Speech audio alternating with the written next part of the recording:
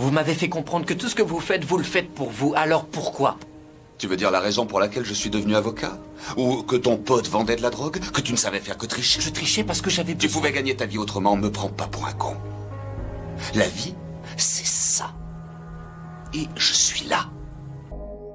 Aujourd'hui, on va voir plusieurs scènes de la série Suits dans laquelle le personnage principal d'Harvey Specter a quelque chose de spécial qui fait que les hommes le respectent et que les femmes le veulent.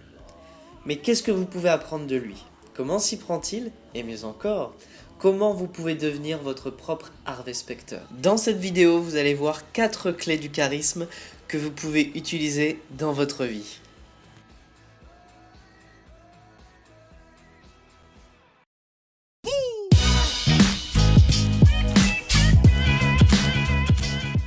Le succès de Harvey commence par une chose très importante.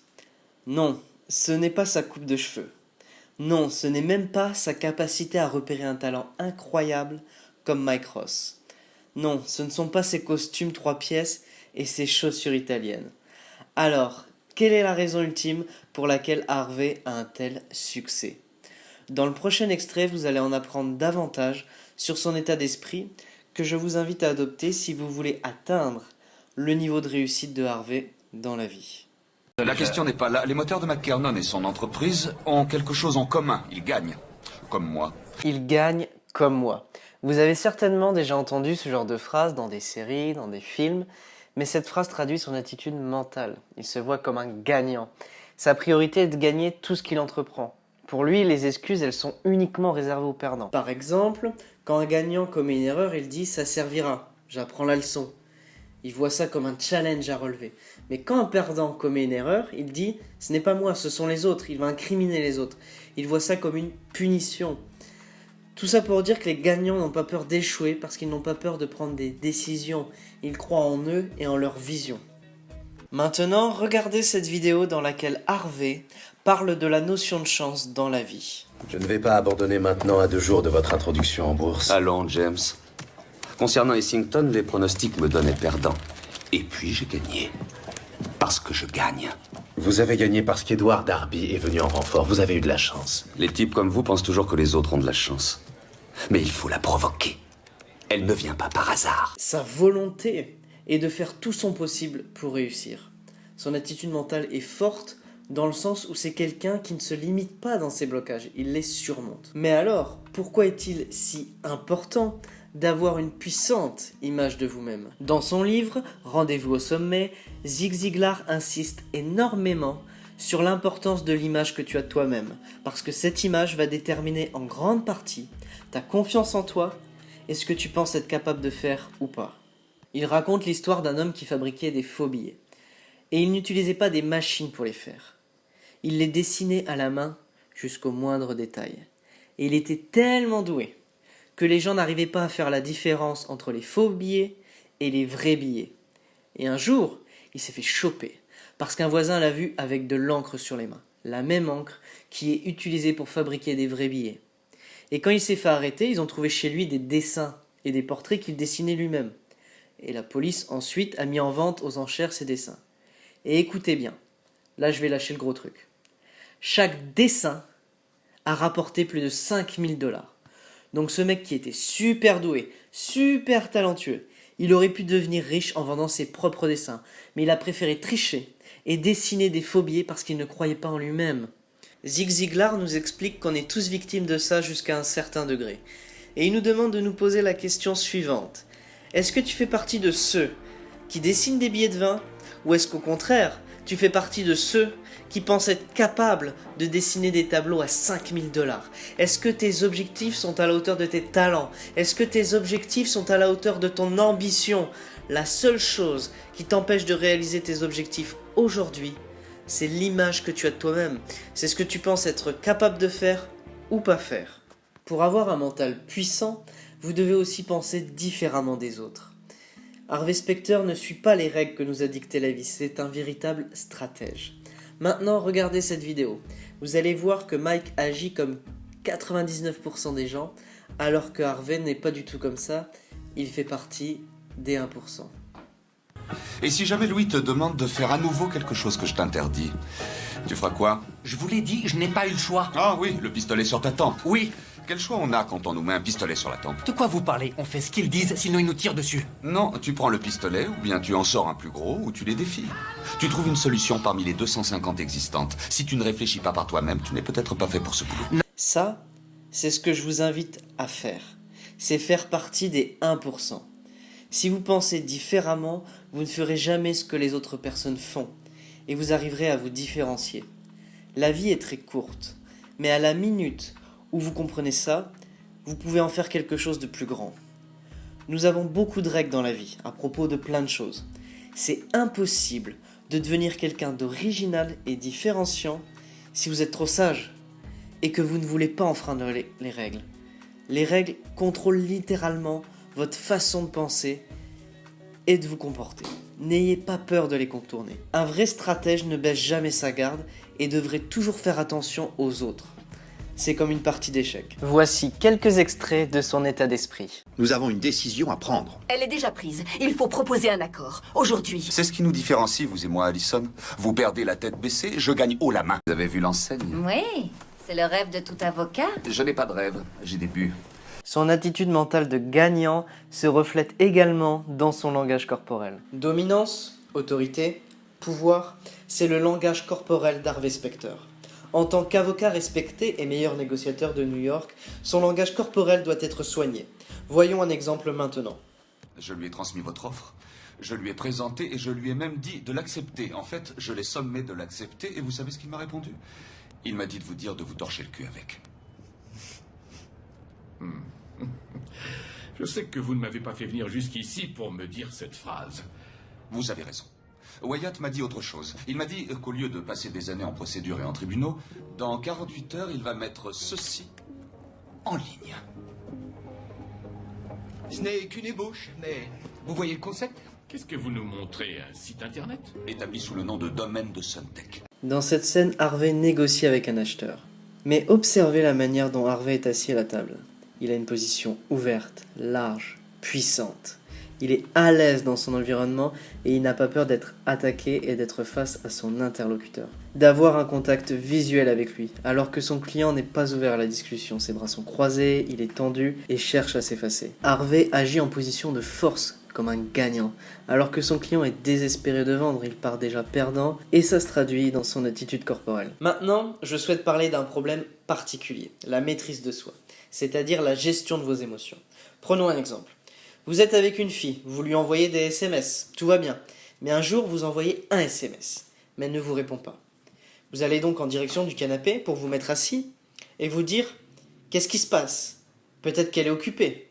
Je ne suis pas assez bien pour elle. » Et au bout de 5 minutes, vous allez avoir l'envie irrésistible d'envoyer un nouveau SMS, puis un troisième, puis un quatrième. Mais si vous faites ça, qu'est-ce que ça veut dire sur votre confiance? Sur vous? Sur votre expérience avec les femmes? Regardez cette vidéo dans laquelle Harvey donne un conseil important sur ce point. Harvey, il faut que je te parle de quelque chose si hyper important. Harvey, pourquoi ce ne sera pas nécessaire? Parce que vous ne suppliez pas une fille de sortir avec vous. Vous attendez, elle appellera. Ce n'est pas... Excusez-moi une je- petite seconde. Et si elle n'appelle pas? Elles appellent toujours. Et pour ceux qui ne sont pas comme toi? Tu parles de toi. Oui, en effet. Si elles n'appellent pas, c'est qu'elles n'appellent pas. Mais une fois qu'elles ont senti que tu es malheureux, elles ne te respectent plus. Et de toute façon, tu ne peux plus avoir ce que tu voulais. Au lieu de se sentir rejeté, il faut voir cela comme un test de votre confiance en vous. Si elle ne répond pas, vous arrêtez de lui envoyer des SMS. Rappelez-vous ça, les émotions dirigent vos décisions, mais si vous arrivez à gérer vos émotions, vous montrez à quel point vous avez une maîtrise de vous-même et ça plaît énormément aux femmes. C'est donc une règle que je vous invite à suivre. Pour vous faire comprendre encore plus cette notion de self-control, je vais vous montrer une scène avec Harvey et Donna, sa secrétaire, qui veut quitter son poste auprès d'Harvey pour aller avec le deuxième avocat du cabinet, Louis Litt. Vous pensiez qu'il suffisait de vous comporter comme si j'avais changé d'avis pour que je change vraiment d'avis? Je vous en prie, Donna. Louis, combien de temps ça va durer, cette histoire? Ça durera le temps que j'ai envie que ça dure. Donna... Ma décision est prise. Voici ma lettre de démission, mais je n'ai pas l'intention de vous laisser en plan, donc nous avons 2 semaines pour vous trouver une nouvelle secrétaire. Vous avez dit me trouver? Oui. J'ai déjà fait une liste des 10 meilleurs secrétaires juridiques de la ville. Vous voulez dire que vous avez fait une liste pour Louis avant de décider de m'abandonner? Je ne vous abandonne pas. Je fais ce que j'estime être le mieux pour moi. Bien, alors puisqu'on doit faire ce qui est le mieux pour nous, vous savez ce qui est le mieux pour moi? Qu'on ne perde pas de temps et qu'on en finisse. Harvey. Alors prenez toutes vos affaires, allez retrouver Louis. Et prenez ça avec vous. Ce n'est pas comme ça que deux adultes qui ont de l'estime l'un pour l'autre passent à autre chose. Si vous voulez mon avis, deux adultes qui ont de l'estime l'un pour l'autre ne passent pas à autre chose. Donc si vous devez partir, faites-le maintenant. Dans cette scène, Harvey accepte la situation. Il la met devant le fait accompli, il ne cherche pas à la retenir en lui disant « s'il te plaît, reste avec moi ». Il ne montre pas qu'il est dans le besoin. Même si au fond de lui, il souhaiterait que Donna reste. Mais c'est ce qui s'appelle le self-control, garder son calme en toute situation. Maintenant, regardons ensemble les réactions de Louis Litt. Dans cette vidéo, Louis trouve une fiche de remplacement de secrétaire qui lui était destinée avant que Donna quitte Harvey, et regardez sa réaction. Secrétaire remplaçante pour Louis.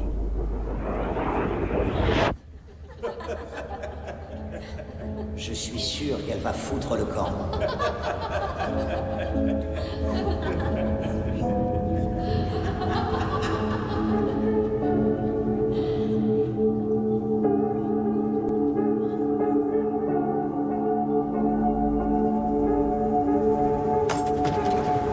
Comment ça s'est passé avec Monsieur Phil? Bien, mais avant que vous ne vous disloquiez le bras en vous donnant une tape dans le dos, vous allez me classer tout ça avant de partir ce soir. Tous les dossiers? Oui, et surtout n'en oubliez pas, c'est pour ça que j'ai dit tous. Et tous mes logiciels devront être mis à jour pour demain matin.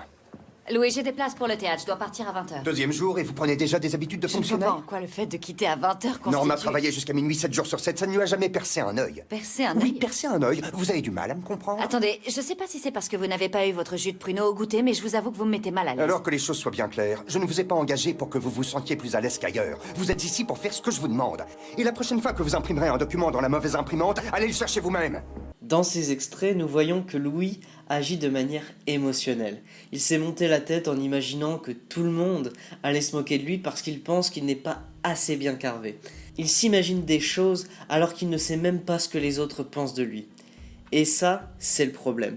Il a une image de lui-même qui n'est pas suffisamment puissante pour que les autres le voient comme quelqu'un de fort et maître de ses émotions. Harvey a une autre compétence essentielle, ses excellentes capacités de communication. Il sait comment argumenter pour sortir de n'importe quelle situation et de faire des métaphores appropriées au bon moment. Harvey finit presque toujours du côté des arguments gagnants, des débats et des batailles devant les tribunaux. Ce n'est pas parce qu'il écrit d'énormes mémoires juridiques. Ce n'est pas parce qu'il a mémorisé toute la jurisprudence et les lois. C'est parce qu'il maîtrise parfaitement quelques armes verbales à sa disposition. Si vous voulez réussir dans les affaires, votre carrière ou votre vie sociale et personnelle, une bonne communication est un avantage énorme. Dans l'épisode 1 de la saison 1, Harvey utilise une technique de communication pour se défendre contre une attaque verbale de Louis. Parce que si tu mets deux têtes de mule dans la même pièce, les choses ont tendance à dégénérer. Il est 9h30, quelle délicatesse d'arriver ici avec 2 heures de retard. Oh, et je vois qu'aujourd'hui tu as mis ton joli costume de Mac. Désolé, Louis, je suis sorti tard hier soir et quand je me suis réveillé, c'est le costume que m'a tendu ta femme. C'est une technique qui constitue l'un des moyens les plus puissants pour se défendre contre une attaque ou une insulte. Harvey ne réagit pas au quart de tour quand Louis lui dit qu'il a 2 heures de retard et qu'il ressemble à un Mac. Harvey ne se justifie pas mais il accepte la situation dans un premier temps en disant « Désolé Louis, je suis sorti tard hier soir », puis en rajoute par rapport à ce qu'a dit Louis, avec une touche d'humour cette fois-ci, « Et quand je me suis réveillé, c'est le costume que m'a tendu ta femme ». Donc cette technique consiste à accepter la situation et ensuite à ajouter une touche d'humour. Si on revient à cette scène, on se rend compte que lorsque Louis fait cette remarque à Harvey, Harvey l'écoute en se servant une tasse à café et répond en ne le regardant même pas. Il n'est pas perturbé lorsque Louis lui fait cette remarque. Maintenant, passons à un petit bonus avec 2 stratégies de négociation d'Harvey Specter. Il y a un passage dans la saison 3 où sa cliente, Ava Essington, après avoir vu Harvey opérer, veut l'embaucher pour qu'il travaille pour elle. Je dois avouer être assez flatté. Je me fiche que vous vous sentiez flatté. Je veux que vous acceptiez. Malgré tout le succès que j'ai rencontré dans ce domaine, je crains que le pétrole ne soit pas mon truc. Harvey ne dit pas oui tout de suite. Il fait un peu le difficile lors des négociations.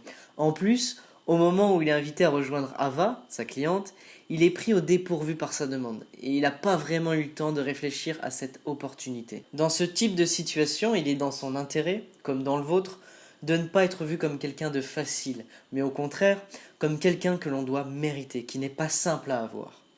Faites travailler votre adversaire pour vous, même si vous voulez dire oui. Maintenant, je vais vous parler d'une autre stratégie de négociation et vous pouvez l'utiliser très efficacement dans votre vie. Et la voici. Il faut toujours faire de grosses demandes. Fais allusion au fait qu'il a divulgué toute cette histoire à Tony Giannopoulos. Cette affaire est une véritable vendetta. Et il n'a aucune preuve contre ma cliente. Non seulement j'exige une caution nulle, mais je demande le non-lieu pour toute cette affaire. Harvey sait que pour négocier ou plaider une cause, il faut commencer par une grosse demande. Dans cette scène, il fait une énorme demande au juge, une caution au nul et le non-lieu pour toute cette affaire. Vous n'obtiendrez peut-être pas exactement ce que vous avez demandé, mais si vous êtes trop timide ou trop sage, vous n'obtiendrez pas grand-chose, voire rien du tout. Donc au moment de faire votre demande, optez toujours pour une grosse demande. Harvey est un personnage charismatique, car il a une solide confiance en lui grâce à son mental de gagnant. Ça, c'est le premier point clé. Le deuxième point clé, c'est son langage corporel fort qui est imprégné de pouvoir et de domination. Il agit de manière proactive. Troisième point clé, son self-control. Harvey agit avec calme aux situations extérieures pour trouver des solutions à un problème. Et enfin, le dernier point clé, c'est son excellente communication. Il ne parle ni trop, ni pas assez. Si vous parlez trop, vous risquez parfois de dire des bêtises et les gens sont des machines à interpréter les choses.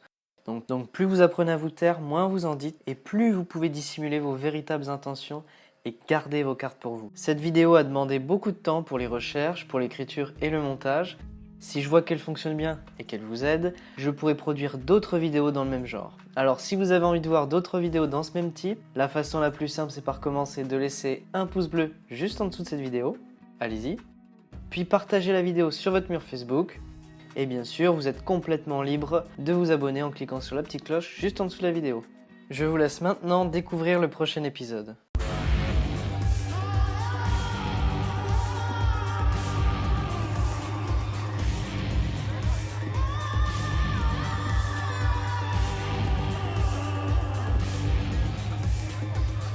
Objection. Influence le témoin. Anna, cette robe a beaucoup de chances d'être tombée sur nous. Ça, c'est de la drague.